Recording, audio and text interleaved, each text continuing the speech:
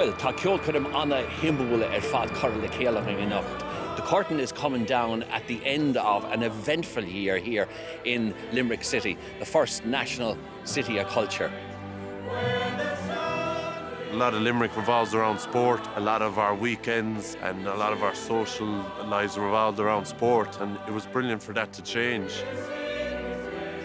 There were some things that were only on in Limerick and nowhere else in the country over the year. And, you know, I mean, Galway's used to things like that with the arts festivals and so on, but this is kind of new for Limerick to be working on that scale. And it was nice to see that reversal of the traffic of people coming in rather than us having to go elsewhere to experience culture.